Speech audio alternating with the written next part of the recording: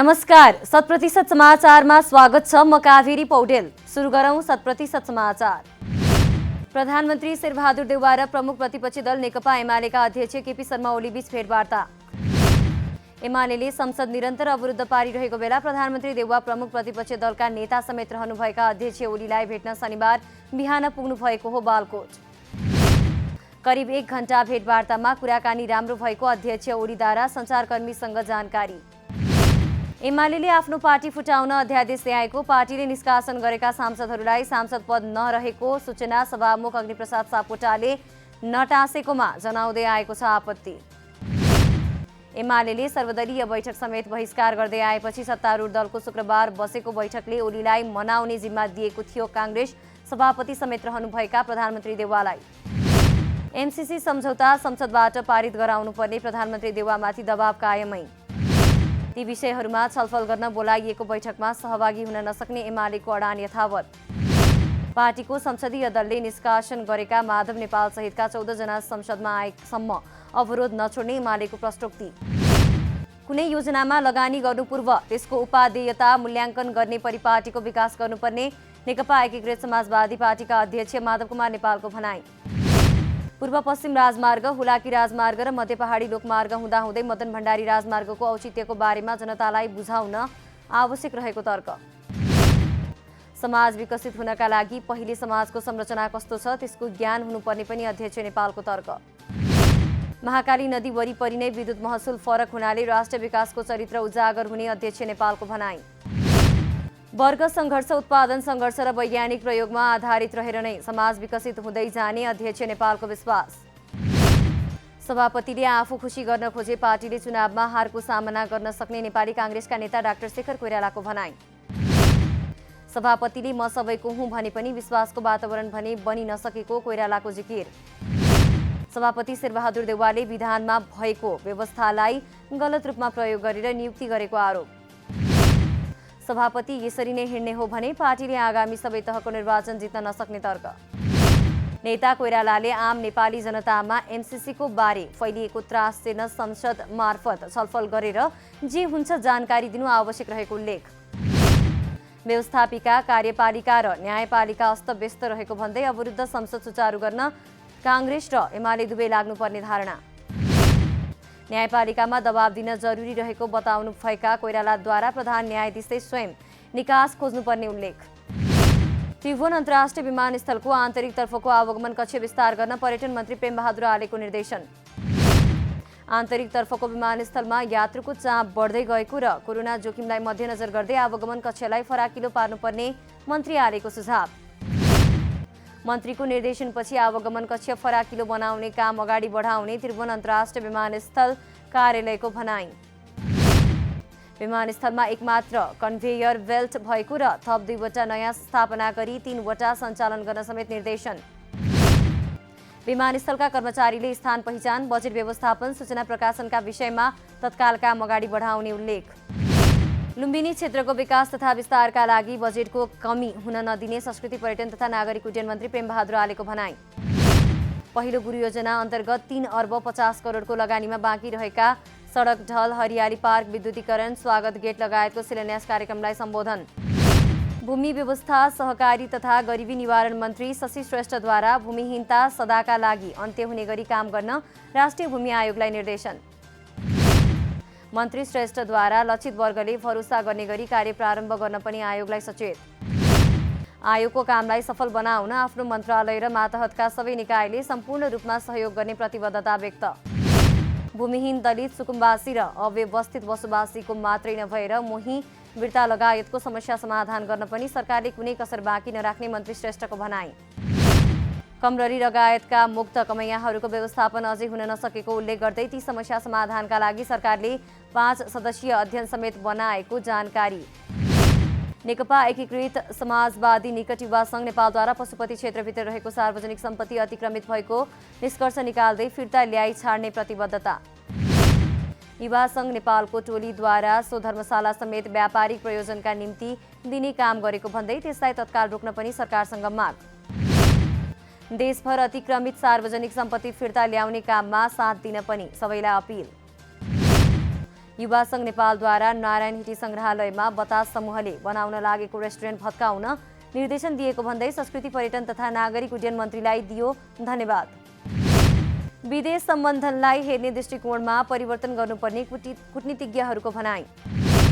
EPG प्रतिवेदनलाई लिएर भारतमा सरकारसँग मात्र नभएर अन्य राजनैतिक दलहरू बीच समेत भातृत्व कायम हुन सके मात्रै प्रतिवेदन बुझ्ने अवस्था बन्ने भारतका लागि पूर्वी नेपाली राजदूत निलाम्बर आचार्यद्वारा स्पष्ट।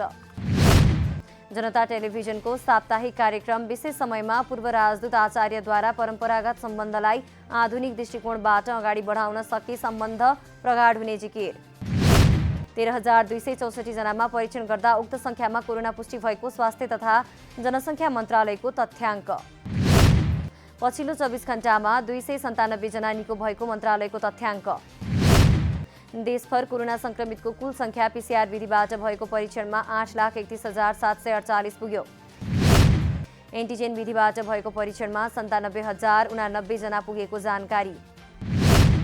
संक्रमित मध्ये हालसम्म 8,18,006 जना निको हुँदा कुल 11,602 जनाको मृत्यु भएको मन्त्रालयको तथ्याङ्क। नेकपा माओवादी केन्द्रका अध्यक्ष पुष्पकमल दाहाल र अर्का नेता नारायण काजी श्रेष्ठलाई कोरोना संक्रमण भए पनि उहाँको अवस्था सामान्य रहेको दाहालको सचिवालयद्वारा जानकारी। चिकित्सकको सल्लाह अनुसार आइसोलेसनमा बस्नुपर्ने भएकाले पूर्व निर्धारित सम्पूर्ण कार्यक्रमहरू स्थगित गरिएको सचिवालयद्वारा जानकारी। पीसीआर परीक्षण गर्दा आफूलाई कोभिड संक्रमण पुष्टि भएको र हाल होम आइसोलेसनमा रहेको नेता श्रेष्ठको भनाई। विवेकशील साझाको अन्तर्राष्ट्रिय समिति भङ्ग, समितिद्वारा रविन्द्र मिश्र समूहसँगको सम्बन्ध पनि विच्छेद भएको समेत घोषणा। समितिका संयोजक सुरेश भट्टले शनिबार प्रेस विज्ञप्ति सार्वजनिक गर्दै अन्तर्राष्ट्रिय समिति भङ्ग भएको गरेका छन् घोषणा। हिमाली जिल्ला मनाङमा 263 नयाँ मतदाता थपिएको निर्वाचन कार्यालय मनाङको तथ्याङ्क। स्थानीय तहमा सञ्चालन गरेको मतदाता नामावली सङ्कलन अभियान अन्तर्गत नयाँ मतदाता थपिएको निर्वाचन कार्यालय मनाङको भनाई। जिल्लाका 3 वटै स्थानीय तहबाट गत मङ्सिर 17 देखि पुस 9 गतेसम्म मतदाता नामावली सङ्कलन अभियान गरेको सञ्चालन। पहिलो चरणमा मनाङ डिस्याङ गाउँपालिका र नार्पाभूमि गाउँपालिका तथा दोस्रो चरणमा नासो गाउँपालिकामा मतदाता नामावली सङ्कलन।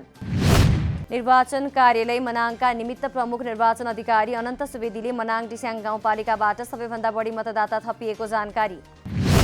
डिस्याङ गाउँपालिकाबाट 28, नार्पाभूमि गाउँपालिकाबाट 10 र नासोङ गाउँपालिकाबाट 25 मतदाता थपिए। शान्ति मिसनबाट फर्किएका 20 सैनिकलाई कोरोना भाइरस संक्रमण पुष्टि। दक्षिण सुडानबाट गत पौष 22 गते नेपाल फर्किएका 215 जना सैनिक मध्ये 20 जनामा कोरोना पुष्टि। सुडानबाट स्वदेश फर्किएपछि उनीहरूलाई नेपाली सेनाको क्वारेन्टिनमा राखियो। संक्रमण पुष्टि भएका सैनिकलाई नेपाली सेनाको चिकित्सकको निगरानीमा आइसोलेसनमा राखिएको जानकारी।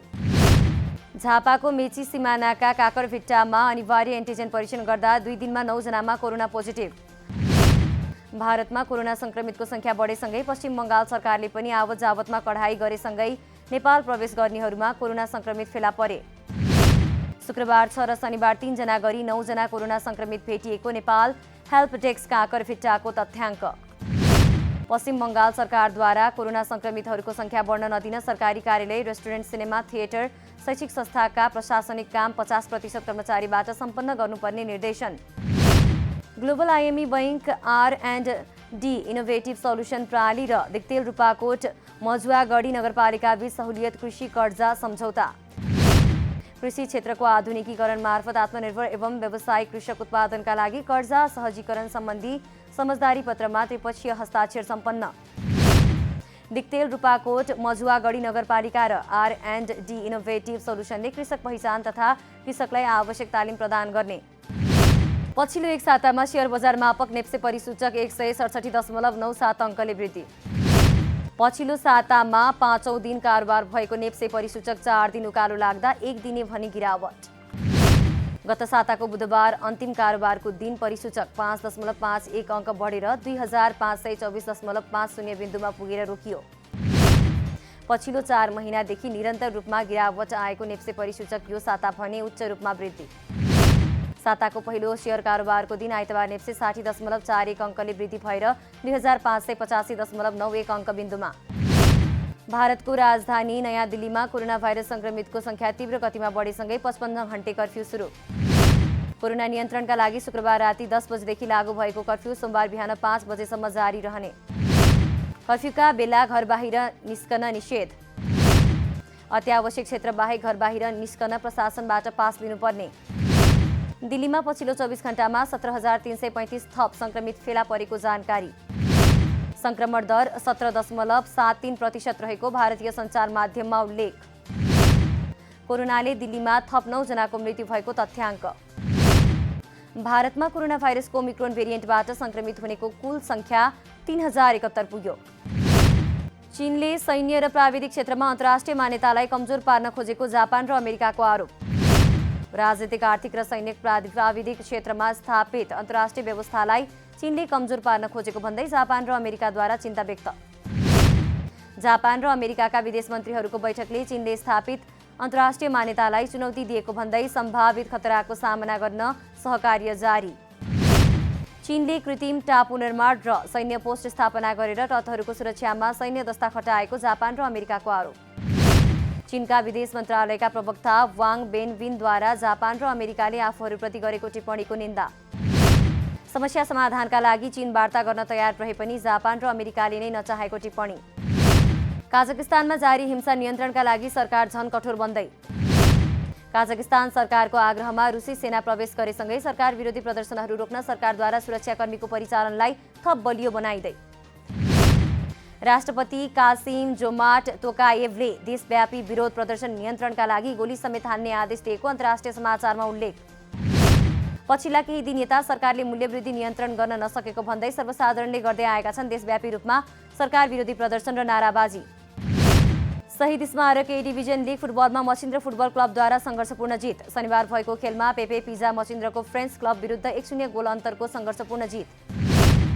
त्रिपुरेश्वर स्थित दशरथ रङ्गशालामा भएको प्रतिस्पर्धात्मक खेलमा मचिन्द्र आत्मघाती गोल उपहारबाट भएको हो विजय। खेलको 66औं मिनेटमा फ्रेन्सका डिफेन्डर रोनिल एन्थोनी पाउलले गरेका थिए आत्मघाती गोल। जितसँगै मचिन्द्रले 8 खेल 20 अङ्क जोड्दै 6 शीर्ष स्थानमा यथावत। जारी खेलमा फ्रेन्स 3 अङ्क जोडेर रहेको छ पुछारमा। पोखरामा भएको खेलमा मनाङ मर्स्याङ्दी क्लबद्वारा शानदार जित दर्ता। मनाङद्वारा च्यासल युथ क्लब 5-0 गोल अन्तरले पराजित। मनाङलाई जित दिलाउन आफिज ओलावालेले गरे ह्याट्रिक गोल। पोखरा रङ्गशालामा ह्याट्रिक जित निकाल्ने क्रममा मनाङले पहिलो हाफमै गरेको थियो 2 गोल। जितसँगै मनाङ 8 खेलमा 19 अङ्क जोड्दै रहेको छ दोस्रो स्थानमा यथावत। 100% समाचार अहिलेलाई यति नै। नमस्कार।